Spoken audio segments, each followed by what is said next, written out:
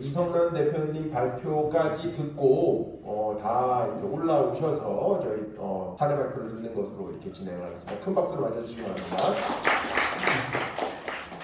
저는 자연스럽습니다. 교육청에서도 100명 교장 선생님들 모시고 워크숍도 하기 때문에 간단하게 너무 자연스럽다 생각해서 너무 또 버릇없다 이렇게 생각하지 마시고요. 학교에서 교육청에서 일하듯이 하도록 하겠습니다. 주제를 제가 정하진 않았는데요. 그렇다고 해서 이 주제가 의미가 없는 것은 아닙니다. 여러 강연이나 특강의 주제를 받으면 정확하게 제가 잘 정하진 않습니다. 왜냐하면 고아에 대한 정의를 내린 그러한 책이나 여러 사례들이 많이 없기 때문에 제가 하는 말이 정답이기 때문입니다. 정답이 사실 아닐 수도 있기 때문에 사실은 두렵기도 합니다. 그래서 오늘 제가 말씀드릴 때에 혹시나 옳지 않은 발언 아니면 동의하지 발언들이 있다면 추후에 개인적으로 저에게 말씀해 주시면 좋을 것 같습니다.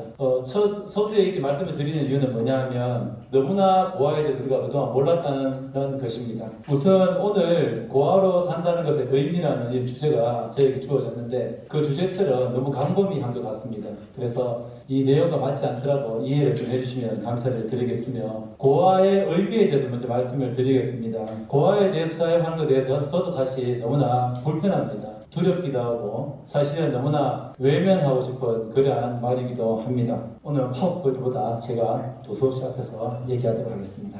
한번 보시면서 그렇지만 부모님이 있어도 시설에 들어간 아이들도 고아라고 저는 생각이 들어집니다. 왜냐하면 그 부모님들이 그 아이들을 보러 가지 않기 때문입니다. 그렇다면 이 아이들이 고아라고 볼 수 있지 않을까요? 그리고 어떤 부모님은 아이를 찾으러 왔는데 그 아이가 돌아가지 않습니다. 아동학대나 다른 경제적인 사정을 의해서 아이가 보육원에서 잠시 3개월의 보육원의 맛을 보았습니다. 다시는 부모님께 돌아가지 않으려고 합니다. 그 아이도 과연 고아가 있지 않을까요? 조심스럽게 말씀드리면. 그리고 아이를 이렇게 핸드폰을 해주고 자전거를 사주었습니다. 보육원에 있는 아이에게 부모님께서. 그런데 부모님이 와서 잠깐 보자고 했는데 자전거만 받고 그 부모님을 보지 않을 도망을 다녔습니다. 그 아이들을 봤을 때 그 아이들도 다 고아가 아닐까라는 생각이 우선 듭니다. 어떻게 생각하십니까?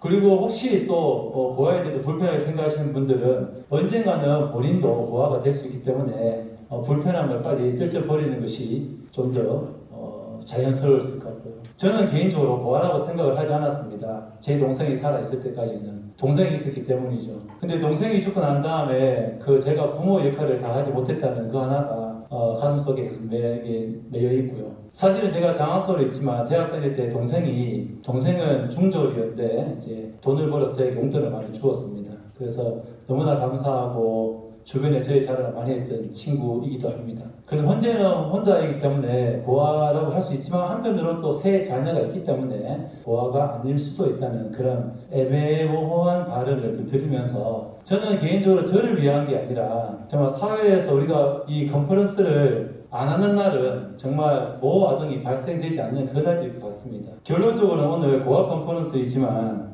고아로 산다는 것은 쉬울게요. 입양을 가지 못했다는 그런 얘기도 생각도 들기도 합니다.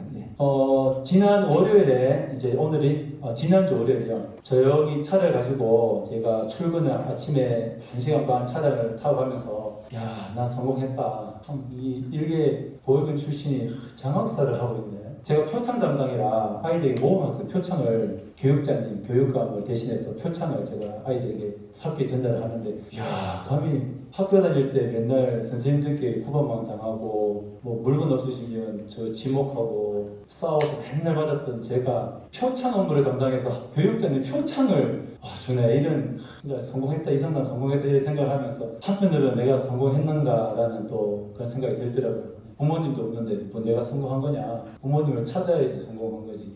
그런 생각 한편으로 듭니다. 좀 아리까리 하시죠. 그런 얘기를 오늘 고아로 산다는 것의 의미를 말씀을 좀 드리는 겁니다. 그런데 저는 성공했다고 생각을 합니다. 이 자리에서는 정말 성공을 한 거죠. 앞서 제가 한영사에서도 말씀드렸다시피 저의 정체성이 뭔가 고아로 산다는 것의 그 의미가 말씀드리기 앞서서 고아의 정체성이 무엇인가 오늘 처음으로 제가 말씀을 드립니다. 오늘 잘 들어주세요. 이거 어디 가서 못 듣는 겁니다. 잘 들어주셨어요. 6개월 전에인 것 같아요. 제가 저를 후원해 주셨던 어머님이 한 분 계시거든요. 결혼도 하지 않으셨어요. 예, 결혼도 안 하시고 저를 초등학교 한 4학년, 3학년 때부터 저를 이제 도와주시고 뭐 고등학교 때 많은 돈도 많이도 안 줍니다. 많은 아무 말도 안 해요. 그냥 뭐 편지 써라, 뭐 감사한 마음 가져라 그런 말 일절 안 하고 항상 한 달에 10,000원 정도 주셨거든요. 그분이 제가 물었습니다. 도대체 혹시 후원자님이 제 엄마 아닙니까? 예, 묻고 싶잖아요. 너무나 잘해주시고 항상 지금도 명절 때마다 인사도 드리는데요. 아, 이제 부모였으면 좋겠다는 생각이 들더라고요. 그런데 그분이 하시는 말씀이 되게 어렴풋이 들었는데 아버님이 옛날에 그 교도소에 있다고 얘기 들었다. 그 얘기를 저를 후원해 주신 지가 한 35년 정도 지났는데 그 얘기를 한번 하시더라고요. 괜히 뭐 이래 말하면 저 속된 말로 저를 까는 것처럼 저를 그렇게 이상한 눈빛으로 볼까봐 그 얘기를 하시더라고요. 그래서 제가 고민을 많이 했습니다. 내가 이제 숨겨진 저의 어떤 존재에 대해서 알았구나. 몰랐으면 좋았을 거예요. 그런 생각도 들면서 하루 동안 되게 슬펐습니다.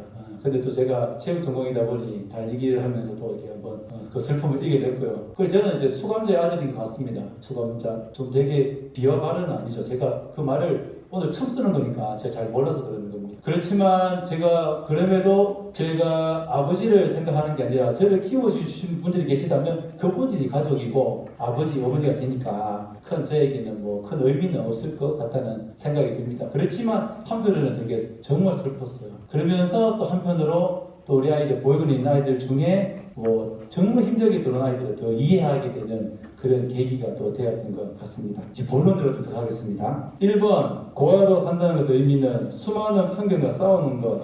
제 책에도 적었는데요. 우리들 보고, 고아들 보고 착하게 살아야겠다 이런 얘기를 많이 합니다. 착하게, 누구나 다 착하게 살아야 되는데 국가의 도움을 받는 너희들은 나중에 사회에 나와서 국가에 봉사해야 되고 베풀면서 살아야 돼. 착하게 살아야 돼. 저는 그 말이 너무나 싫습니다. 두 번째, 슬라이드의 두 번째입니다. 쓸쓸함을 느끼는 것. 며칠 전에 수능이었습니다. 수능이어서 제가 고등학교 앞에 가서 그 교육자님과 함께 아이들 응원을 하면서 제 수능 때 생각을 해보았습니다. 수능 마치고 나오는 날 누가 있었을까요? 아무도 없었겠죠. 네. 아무도 없어서 집으로 쓸쓸히 끌어왔습니다. 석천, 학교 이름은 석천중학교 졸업식 날 무려 1시간을 걸어서 시설로 돌아갔습니다. 한 살 위의 형이 계란을 들고 마구잡이를 저에게 던졌습니다.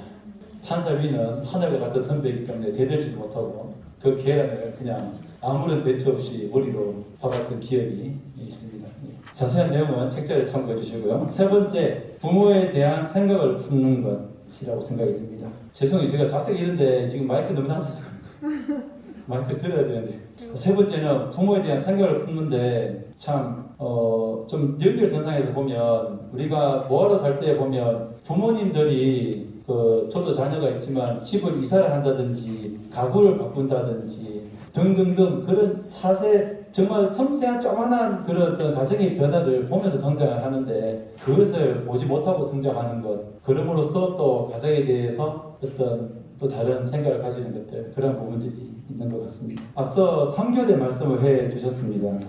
어쩔 수 없는 그런 상황이지만 제가 오늘 앞에서 꼭 말씀드려야 되기 때문에 현실, 그 현장에 대해서 말씀을 드리고 싶었는데 현장에서 지금 초등학교 3, 4학년들이 그 보육사님들이 혼을 내면 뭐 당신이 뭔데 당신은 우리 때문에 돈 받고 살잖아요. 우리 때문에 살잖아요. 그런 이야기를 그냥 막 편하게 하고 있고요.